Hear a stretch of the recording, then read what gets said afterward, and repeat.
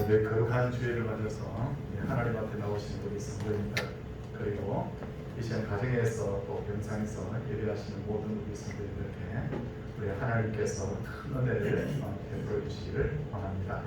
우리 옆에 분들과 같이 한번 공대로 인사하고 같이 예배드리겠습니다. 반갑습니다. 네, 잘 지내셨습니까? 이제 우리 묵상 기도함으로 하나님 앞에 예배를 시작하도록 하겠습니다.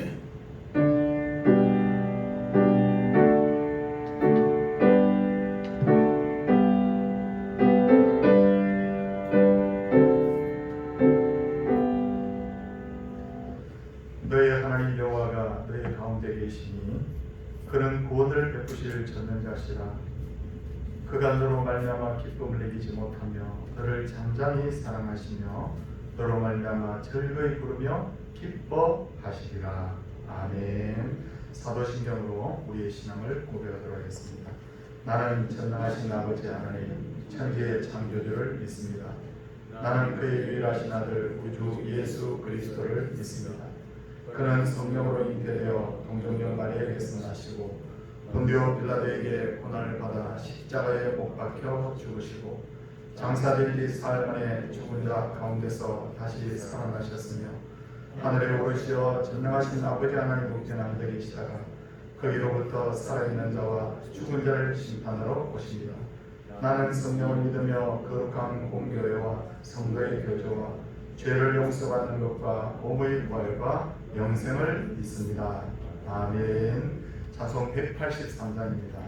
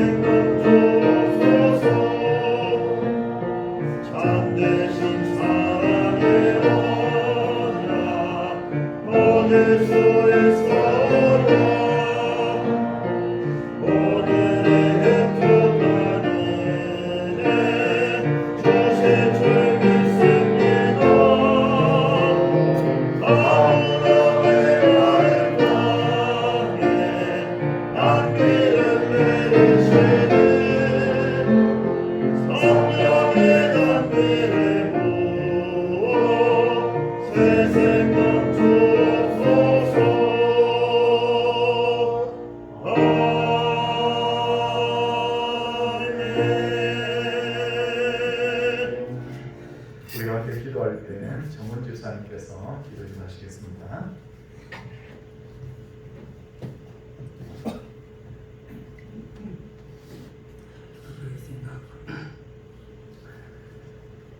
사랑과 은혜가 충만하신 하나님 아버지, 오늘도 주일을 맞아요. 어려운 시기에 저희를 모여서 아버지 앞에 예배드릴 수 있도록 저희를 인도하여 주시니 감사드립니다. 찬양과 경배를 아버지 앞에 드리니 아버지 기쁘게 받아주시옵소서. 먼저 저희를 지난날을 되돌아봅니다. 하나님의 자녀로서 그리스도 안에서 순전하게 살아야 할 저희들이 육의 권자와 마찬가지로 육신의 전업과 안목의 전업을 쫓았고 이생의 자녀를 부르지 못하고 살아왔습니다. 아버지 하나님, 저희를 불쌍히 여기시고 저희를 꾸짖지 마시고 주님의 보혈로서 저희를 깨끗하게 시켜주셔서 아버지 앞에 바르게 나갈 수 있도록 인도하여 주시옵소서. 이 나라와 이 민족을 위하여 기도드립니다. 오랫동안 우상 숭배에 빠져서 멸망할 수밖에 없었던 이 민족에게 도움을 줘서 저희를 구원하여 주시니 감사드립니다. 많은 전쟁과 기라로 허덕이던 이 나라에 지금과 같이 부유하게 해주시니 감사드립니다. 그럼에도 불구하고 저희들 아버지를 잊고 아버지를 떠나고 있으며 아버지에게 대적하기까지 하고 있습니다. 아버지의 공의와 법도가 이 나라에 바르게 세워지기 원하며 온 백성이 아버지를 사랑을 다시 한번 깨닫는 저희들 될 수 있도록 인도하여 주옵소서. 독생자까지 주셨던 그 사랑을 저희들 기억하게 하게 하여 주시기 바라며, 그러므로써 온 백성이 아버지 앞에 다시 나와서 아버지를 경배함으로써 이 나라가 제사장 나라로 쓰임마다 세계 열방의 아버지 말씀을 전하는 귀한 삶을 갈 수 있도록 인도하여 주시옵소서. 여기에 우리 한국교회가 열심을 다하기 바랍니다. 우리 동산교회가 동참하길 원합니다. 아버지 뜻이 무엇인지, 아버지 기뻐하시는 일이 무엇인지 우리가 분별할 수 있도록 하게 해주시기 바라며, 이 지역에 이 교회를 세우신 목적을 우리가 이루면서 아버지 칭찬받는 저희들 될 수 있도록 인도하여 주시옵소서. 저희들 2020년 새로운 각오로 새로운 계획으로 출발하였습니다. 그러나 지금 저희들 모이기도 힘든 상태입니다.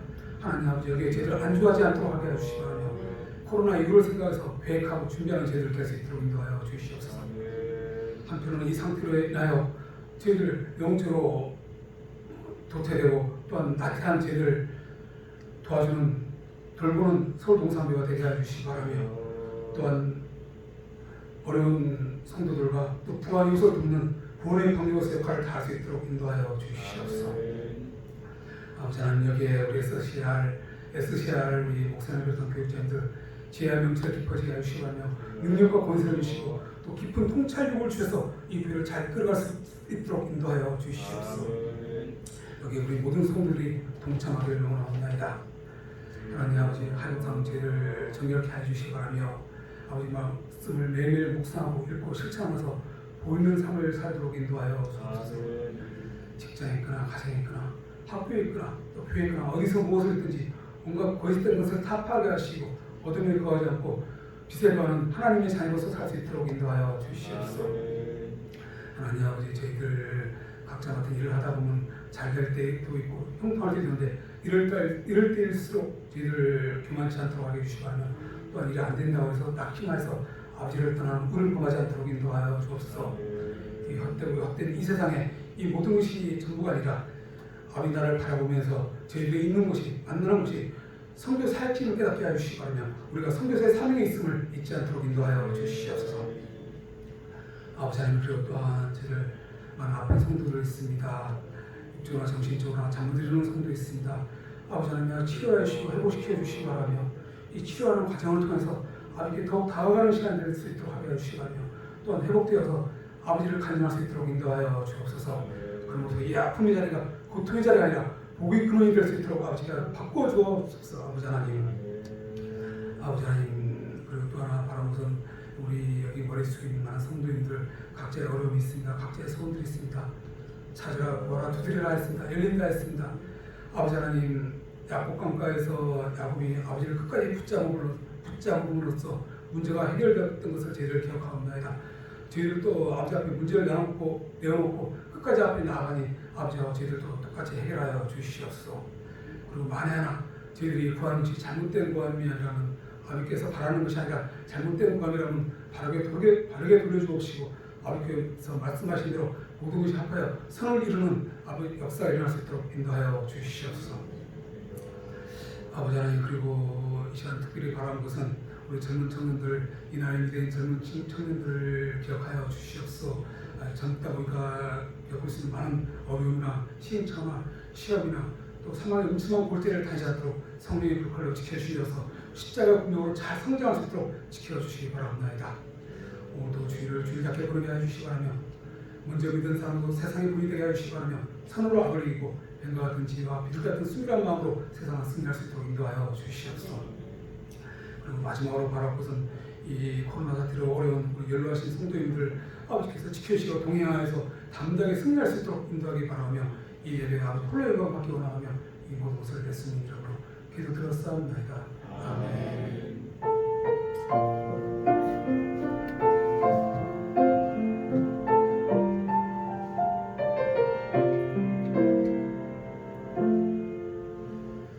하나님의 말씀은 로마서 8장 26절에서 28절까지 말씀입니다.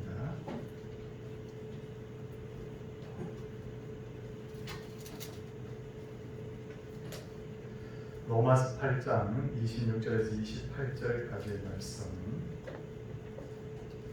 이와 같이 성령도 우리의 연약함을 도우시나니 우리는 마땅히 기도할 바를 알지 못하나 오직 성령이 말할 수 없는 탄식으로 우리를 위하여 친히 간구하십니다. 마음을 살피시는 이가 성령의 생각을 아시나니 이는 성령이 하나님의 뜻대로 성도를 위하여 간구하십니다. 우리가 알거니와 하나님을 사랑하는 자 곧 그의 뜻대로 부르심을 입은 자들에게는 모든 것이 합력하여 선을 이루느니라. 아멘. 이 시간 우리 정인서 제사님께서 특송을 하시도록 그렇게 하겠습니다.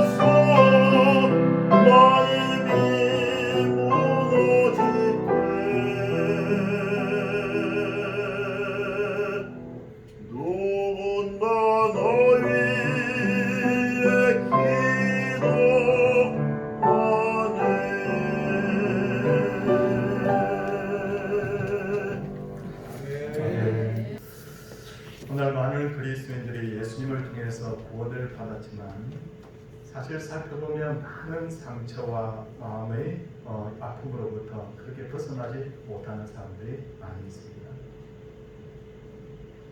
예수님을 믿으면서도 우울증과 같은 마음의 병을 가진 사람도 있고 여전히 해결되지 않는 과거의 상처들과 갈등과 괴로움을 안고 사는 사람이 있습니다.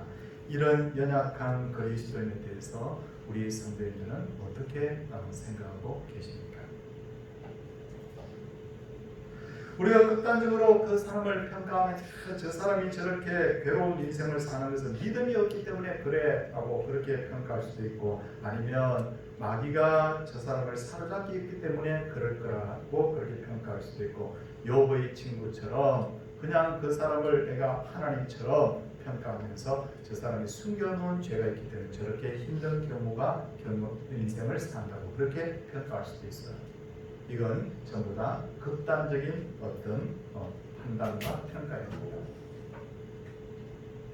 식물을 연구하는 학자들은 나무를 볼 때 우리가 보지 못하는 것을 보죠. 우리는 그냥 이 나무를 볼 때 나무가 싱싱하고 좋구나 그렇게 보지만, 그러나 식물학자들은 나무를 딱 쪼개놓고 그 나이테를 보면 이 나무는 몇 년 전에 가뭄을 겪었구나, 병을 이겨냈구나, 이 나무는 5년 전에 이 산불에서 겨우 살아남았구나, 이 우리가 보지 못하는 그런 어떤 것들을 식물학자들은 본다는 거예요. 우리가 보기에는 대부분 나무가 싱싱하고 건강해 보이지만, 그러나 그 내면의 나이테를 들여다보면 대부분의 나무가 자기 나름의 아픔을 가지고 있는 것처럼 우리 인생도 인생의 나이테를 살펴보면 모두 다 상처 없는 인생, 아픔 없는 인생이 없다는 것을 우리가 고백할 수밖에 없습니다. 그런데 상당수의 상처와 약점들은 사실은 성장 과정을 통해서 만들어지는 것이 많죠. 지난주에 책을 한 권 읽었는데 그 책이 제게 굉장히 감동을 많이 줬어요. 그래서 오늘은 그 책의 내용들을 좀 인용을 좀 많이 참고로 하려고 합니다. 그 책에 보니까 어떤 분 한 분이 부정적인 자아상을 가지고 사는 분이 있습니다. 근데 이분이 왜 저렇게 자기 자신에 대해서 부정적인 자아상을 가지고 있을까 보니까, 어렸을 때 크리스마스 때가 되었는데 선물을 기대하면서 큰 양말을 걸어놓고 잠이 들었다는 거예요. 어린아이가 잠이 많이 있는데도 불구하고 이 아이가 이 크리스마스 선물을 기대하면서 새벽에 눈이 떠졌습니다. 그리고는 양말에 뭔가 들어있는 것을 확인하기 위해서 이렇게 양말을 이렇게 뒤집어 보았는데 거기에 더러운 돌덩이가 하나 들어있습니다. 아이는 이렇게 생각합니다. 나는 나쁜 사람이기 때문에 내가 평소에 친구한테 욕도 좀 하고 내가 친구하고 다투기도 하고, 그래서 산타 할아버지가 나를 나쁜 사람으로 생각하기 때문에 나에게는 벌을 내린 걸 거예요. 우리 어른들 같으면 누가 장난쳤다는 것을 알 수 있지만 어린아이들은 충분히 그럴 수 있지 않습니까? 이 사람은 누구에게 아무도 그 사실을 말하지 않았고 계속해서 그 상처를 안고 살았다는 거야. 아주 조그만할 때부터 나는 나쁜 사람이야, 나는 나쁜 사람이야. 그렇게 해서 그는 성인이 된 후에도 완전히 삐뚤어진 자아상을 가지게 되었다는 겁니다. 우리들 주변을 돌보면 예수님을 믿고 구원을 받았지만 삐뚤어진 자아상을 가지고 있는 사람, 상처를 가지고 있는 사람, 약점에서 벗어나지 못하는 사람들이 굉장히 많습니다. 그러다 보니까 신앙은 좋은데 화를 참지를 못하는 사람이 있어요. 그냥 분노 마치 조절을 못하는 그런 사람. 자신에게 잘못한 사람에 대해서는 지나치게 공격적인 사람, 남을 믿지 못하는 사람, 조그만 어떤 자기 상황이 불려도 습관적으로 거짓말을 하는 사람, 필요 이상으로 상대방에게 완벽을 요구하는 사람. 아니 목사는 저래야지, 누구는 저래야지, 장로는 저래야지, 권사는 저래야지, 완벽한 어떤 표준을 놓고 상대방에게 그걸 요구하는 사람이 있다는 거예요. 극복되지 않은 상처와 아픔이 오늘도 우리에게 부정적인 삶을 살게 하는 경우들입니다. 그런데 감사하게도 성령 하나님께서는 이런 우리의 약점과 상처들을 고쳐주기를 원하신다고 말씀하고 있어요. 오늘 본문 로마서 8장 26절을 보십시오. 성령도 우리의 연약함을 도우시나니 라고 되어 있습니다. 이 본문에서 말하는 여기에 우리라는 것은 불신자를 말하는 게 아닙니다. 이 로마서 서신을 받는 로마의 바로 그리스도인들을 가르칩니다. 이 편지를 쓰는 사람, 이 편지를 받는 모든 그리스도인이 바로 여기에 해당합니다. 이게 우리라는 거죠. 그러므로 이 본문에서 우리는 두 가지 사실을 알 수 있는데, 첫째는 성도들 중에도 예수 모르는 사람이 아니라 예수 믿는 성도들 중에도 영적으로, 정서적으로, 육신적으로 연약한 사람이 있다. 이걸 우리가 전제하고 있다는 것을 알아야 됩니다. 그리고 또 하나는 성령님께서는 그런 연약한 자들을 외면하지 않으시고 도와주신다. 너 왜 성격이 그러니? 너 왜 그렇게 믿음으로 이기면 될 텐데 왜 안 되는 거야? 그렇게 책망하시지 않고 성령 하나님께서 외면하지 않으시고 도와주신다. 이게 우리에게 큰 은혜가 아닐 수가 없습니다. 그런 차원에서 성도는 늘 두 가지를 동시에 추구해야 되는데, 하나는 구원의 문제예요. 구원의 문제가 가장 중요한 문제예요. 그리고 성도가 동시에 하나 더 우리가 추구해야 될 것이 뭐냐면 성화의 문제입니다. 성화란 뭐냐면 말 그대로 거룩하게 변화되는 것. 신앙이 성장해서 우리의 생각과 삶이 예수님 닮아가는 것, 이게 바로 성화입니다. 근데 우리 한국교회 대부분의 어떤 성도들의 모습을 보면 구원의 문제에 대해서는 굉장히 관심이 많아요. 그런데 성화의 문제에 대해서는 상대적으로 관심이 별로 없습니다. 예수 믿고 천국 가면 되지 뭐 더 이상 뭐가 필요한 거야, 그렇게 생각한다는 거죠. 그런데 이렇게만 생각해서는 안 됩니다. 예수 믿고 구원만 받으면 된다고 생각하면 성령님께서 주시는 그 은혜의 풍성함을 누릴 수가 없는 거예요. 내가 그냥 세상 사람들처럼 살다가 내가 세상에서 엄청나게 그렇게 그냥 되는 대로 살다가 천국 가면 된다? 우리 예수님은 그걸 원하시는 것이 아니라 성화의 과정을 통해서 예수님처럼 자라가서 정말 예수 그리스도께서 우리에게 주시는 그 은혜의 풍성함을 누리기를 원하고 계시기 때문입니다. 그렇다면 어떻게 하면 우리가 성화될 수 있을까요? 다시 좀 전에 읽은 로마서 8장 26절 한번 보십시오. 성령도 우리의 연약함을 도우시나니. 여기 돕는다는 것은 그냥 단순한 그냥 내가 무거운 짐 지고 있으면 옆에서 거들어주는 어떤 그런 돕는다는 뜻이 아니라, 이 돕는다는 것은 의학적인 의미를 내포하고 있습니다. 그러니까 의사 선생님이나 간호사 선생님이 환자를 치료할 때 이 단어를 쓴다는 거예요. 그러니까 이 말은 다른 말로 하면 성령께서 우리의 연약함을 돕는다, 이 말은 성령님이 우리의 연약함을 치료하신다는 뜻을 가지고 있습니다. 치료하신다. 그렇다면 어떻게 하면 성령님을 통해서 내가 가진 연약한 것들과 상처를 치료할 수 있을까? 여기에 오늘 초점을 맞추고 말씀을 드리려고 하는데 몇 가지를 말씀드립니다. 첫째는 뭐냐면 자신을 객관적으로 바라보고 자신에게 문제가 있다는 것을 인정해야 됩니다. 한 사람의 인격은 유전적인 요소, 그리고 환경적인 요소, 어렸을 때의 경험, 부모로부터 받은 영향, 선생님이나 친구들 혹은 배우자나 가족들로부터 받은 영향, 지금 겪고 있는 일들, 이런 것들이 다 시줄과 날줄처럼 그렇게 엮어져서 만들어진 거대한 어떤 하나의 옷감과 같다는 거예요. 딱 한 가지 요인이 그 사람을 만드는 것이 아닙니다.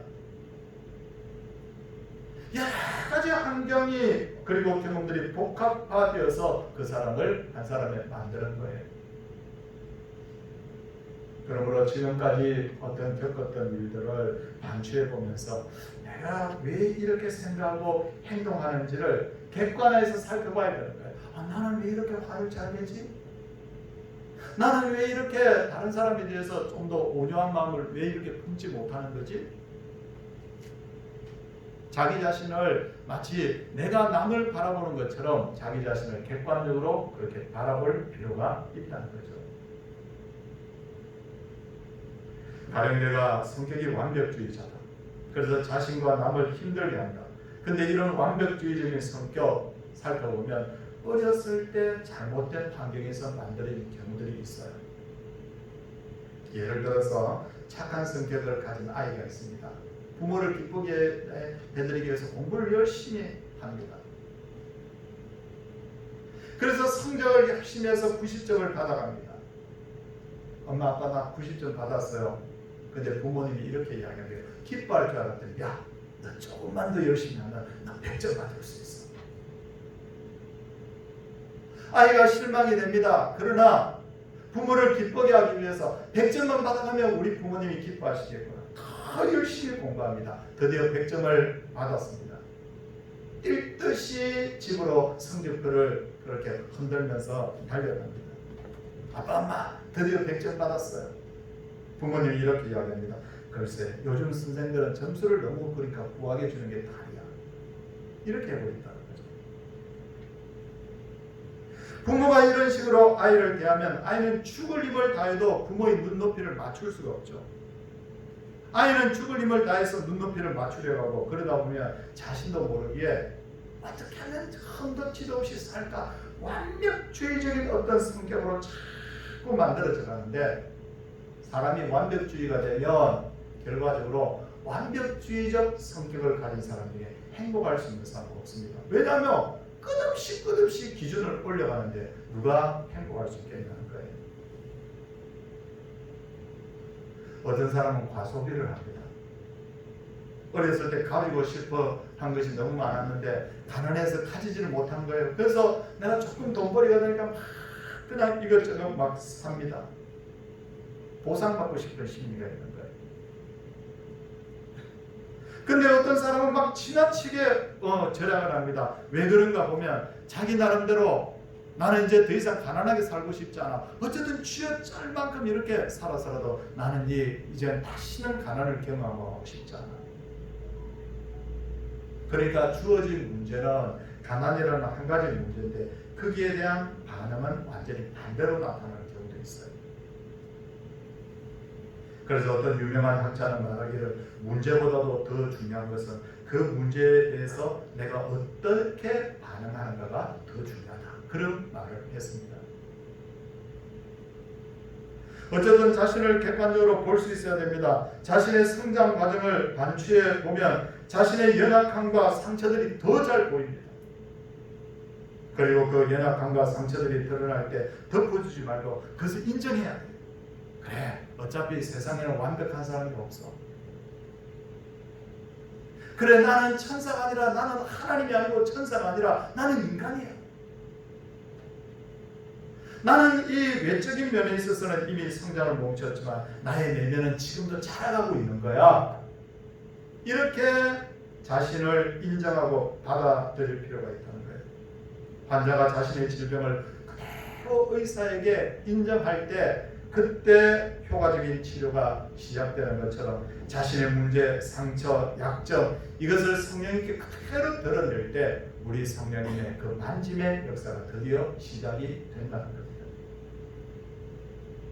첫째 뭐라고 했죠? 자신을 객관적으로 바라보고 그 자신의 약점을 인정하라.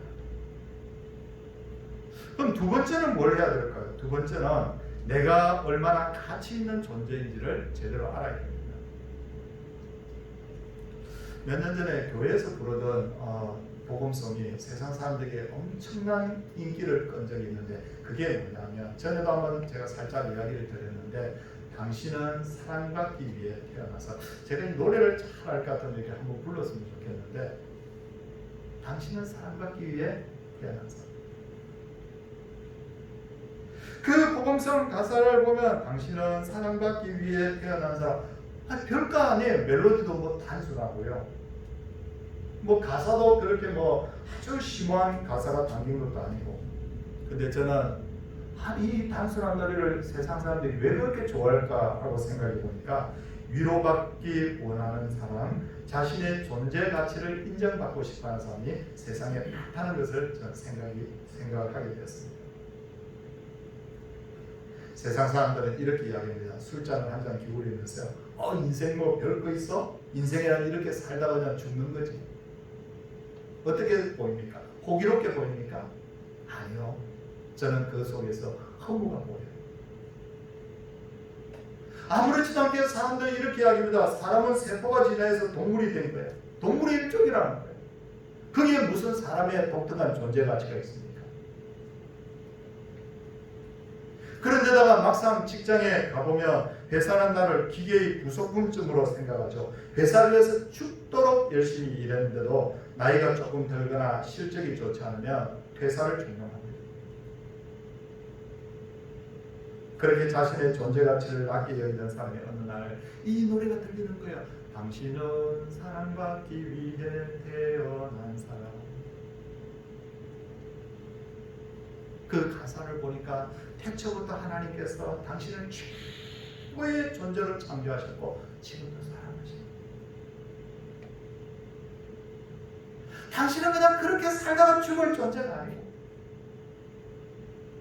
당신은 그냥 70은 사람 중에 그냥 먼지같이 왔다 그냥 사라지는 그런 존재가 아니고 당신은 사랑받기 위해 태어난 사람. 그 노래의 가사를 듣는 순간에 위로가 된 거야. 그 사람들이 힘이 나는 거예요. 성도들, 내가 나 자신을 볼 때 별로 특별한 것이 없어 보이지 않습니까? 성격이 좋은 것도 아니고요. 재주가 특별한 것도 아니고 뭐 상위 1% 이상의 능력을 가진 것도 아니고 그렇다고 해서 제가 뭐 이렇게 엄청나게 막 이렇게 외모가 뛰어나게 잘생긴 것도 아니고 아무리 나를 봐도 특별한 것이 없어요. 그런데 성경을 보니까 우리는 세상에 그 어떠한 것도 그것과도 바꿀 수 없다. 온 세상을 다 주고도 사람의 그 생명 하나와 바꿀 수 없다. 천사도 흠모하겠네. 우리를 너무 사랑하신 하나님께서 독생자 예수님을 보내셔서 우리를 죄로부터 살리시기 위해서 우리를 구원하시기 위해서 창세전부터 놀라운 계획을 가지고 계셨어. 내가 그런 존재야. 그런 존재야. 예수 믿은 지 단 하루밖에 되지 않아도 그분은 하나님의 자녀인 거예요. 이 사실을 제대로 알 때 그래요 하나님. 나는 부족합니다. 나는 정말 아무것도 아니지만 하나님이 그렇게 나를 사랑하시니 나를 내어놓겠습니다. 당당하게 우리가 성령님 앞에 약점 많은 나의 모습을 그대로 드러낼 수가 있는 거예요. 셋째는 어떻게 해야 됩니까? 주님이 나의 연약함을 치료할 수 있는 할 수 있다는 분명한 믿음과 확신을 가져야 됩니다.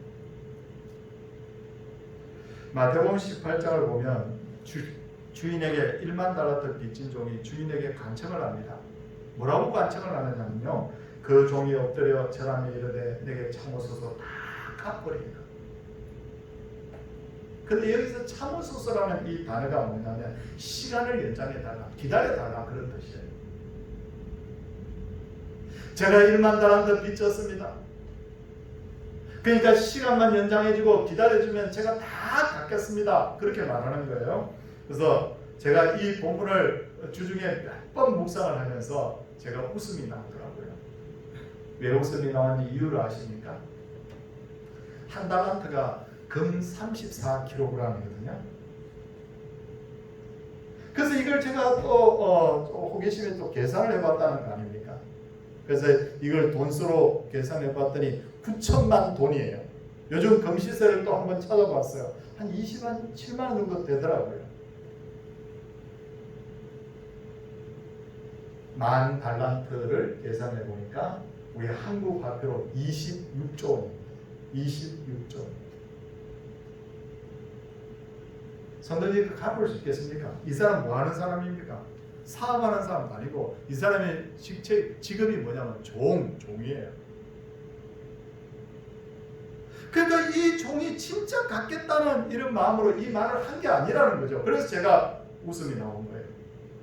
너무 급하니까 저 자기 주인을 보니까 전혀 자기의 그 빚을 탕감해 줄 마음은 없는 것 같고, 그러니까 막 던져보는 거예요. 시간만 주면 제가 다 갚겠습니다. 지금 그 말하고 있는 거예요. 근데 놀라운 일이 났어요. 주인은 그 종이 갚을 수 없다는 것도 알고 그 수준을 딱 알고는 그냥 일방적으로 불쌍히 여겨서 그 빚을 다 탕감해 주는 거예요. 성도님들께서 지금 내가 믿고 있는 하나님을 어떤 분이라고 생각합니까? 이런 오해를 하면 안 됩니다. 우리 마치 1만 달란트 빚진 종처럼 이렇게 생각하는 거예요. 하나님은 전지전능하신 분이야. 근데 나에게 별 관심이 없어. 혹은 이렇게 생각하지 않습니까? 내가 가진 문제는 너무 심각하기 때문에 하나님이라도 별 수 없을 거야. 그럼 우리도 꼭 1만 달란트 빚진 종처럼 그렇게 하나님을 생각하고 있는 거예요. 이 시간에 선언합니다. 하나님은 어떤 상처와 아픔도 치료할 수 있는 능력이 있고, 우리가 너무너무 귀하기 때문에 하나님은 우리가 가진 문제와 약점들을, 상처들을 그대로 내어놓으면 그걸 치료해 주시겠다고 성경을 통해서 우리에게 약속하셨다는 것을 믿으시기를 바랍니다. 그냥 기다려 주세요 하고 던져볼 일이 아니에요. 하나님 앞에 딱 내어놓으면 그분은 다 그 문제를 해결할 수 있고 해결할 마음도 가지고 계신 분이 바로 우리 성령 하나님이신 줄 믿습니다. 넷째로 정말 하나님을 통해서 나의 상처를 고침받겠다는 의지가 있어야 돼요. 예수님께서는 베데스다 목가에서 만난 38년 된 병자에게 내가 낫고자 하느냐 물었습니다. 왜 물었을까요? 낫고자 하는 열망이 없는 자는 고침받을 자격이 없어요. 아픔과 상처와 연약함을 가지고 있는 우리도 똑같이 해야 되는 거예요. 주님, 내 문제 진짜 해결받기를 원합니다. 제가 옛날처럼 웃으면서 살 수 있기를 원합니다. 정말 회복되기를 원합니다. 내가 낫고자 하느냐라고 말씀하실 때 아멘이라고 크게 우리가 그렇게 응답할 수 있는 믿음들 되시기를 바랍니다. 낫고자 하는 자에게 하나님께서 은혜를 더해 주실 줄 믿습니다. 끝으로 자신과 다른 사람의 죄를 진정으로 용서해 줄 수 있어야 돼요. 호리템이라는 유명한 분이 있죠. 저도 이분이 쓴 책을 몇 권 읽은 적이 있는데, 이분은 이렇게 재미난 어떤 이야기를 하더라고요. 하나님은 우리의 죄를 바다 깊은 곳에 던지시고는 거기에다가 강둑에 낚시 금지라는 팻말을 세워두셨다. 저는 참 재미난 표현이죠. 내가 하나님 앞에 회개한 죄는 낚시 금지예요. 아멘. 내가 다른 사람의 죄를 용서한 것도 낚시 금지예요. 근데 우리는 아픔을 가지고 있으면 자꾸만 하나님 용서해 주세요, 회개기도 하면 다시 건져 올리고 다시 건져 올리고 그렇게 하면 안 됩니다. 사랑하는 성도님들, 현재 신체적인 질병으로 병원에 입원해 있는 사람들을 관찰해 보면 75% 정도가 정서적인 문제 때문에 병이 생겼다고 합니다. 그러니까 마음의 상처들, 스트레스, 미움, 잘못된 생각들, 이런 것들이 다 우리의 신체 질병을 유발한다는 거예요. 당연합니다. 왜 그런가? 사람 자체가 영이, 그리고 마음이, 육신이 하나로 연결된 바로 복합체입니다. 그냥 한마디 더 말씀을 드리면, 마음이 괴로우면 육신이 아파요.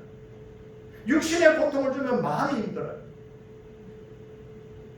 그러니까 상처와 아픔과 연약함을 치료받고 해결받지 못하면 그게 나중에 병으로 나타나게 되고 결국은 생활에도 영향을 미치는 거예요. 사랑하는 성도들, 이 시간 우리 모두가 우리의 연약함을 도우시고 능히 치료할 수 있는 성령님을 통해서 온전히 고침받고 회복되는 역사가 있기를 원합니다. 성령은 우리의 연약함을 도우시는 줄 믿습니다. 치료하시는 줄 믿습니다. 이 말씀이 우리에게 큰 위로 되기를 주님의 이름으로 소원을 드립니다. 찬송하도록 하겠습니다. 찬송 191장입니다.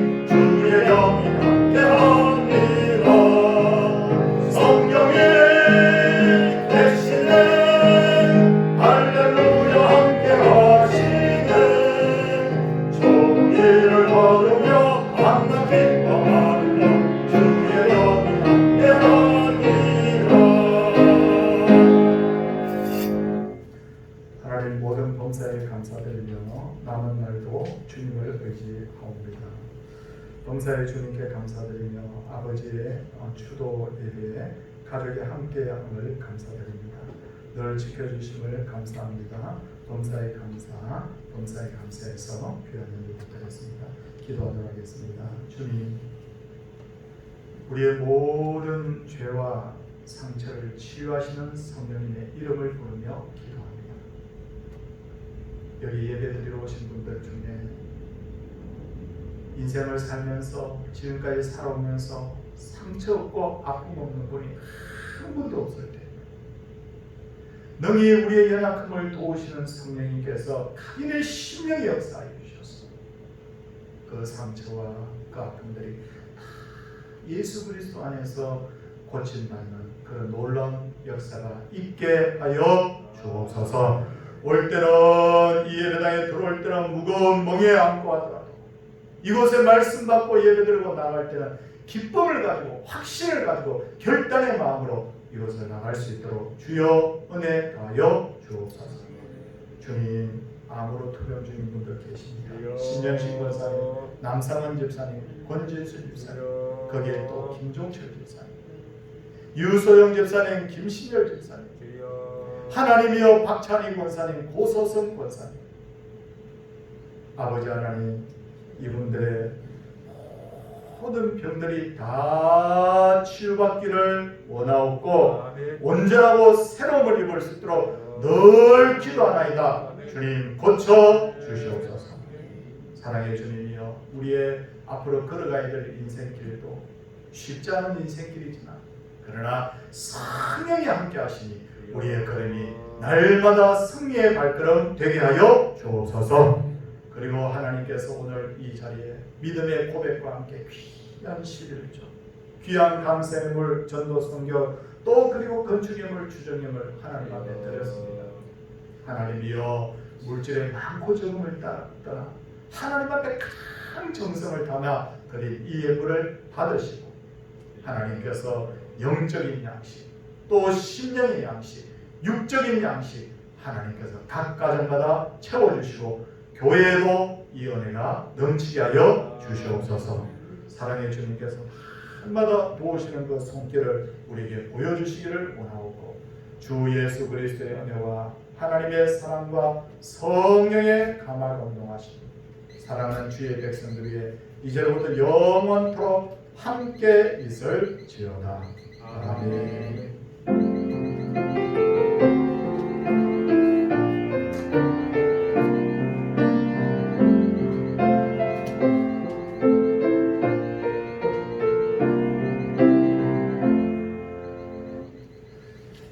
우리 성도님들이 늘 기도해 주고 계시겠지만 암으로 투병 중인 우리 세 분 거기다가 또 우리 김종철 집사님도 또 암이 발견돼가지고요 굉장히 의사 선생님이 너무 좀 상당히 어렵다고 그런 이야기를 한다고 해요.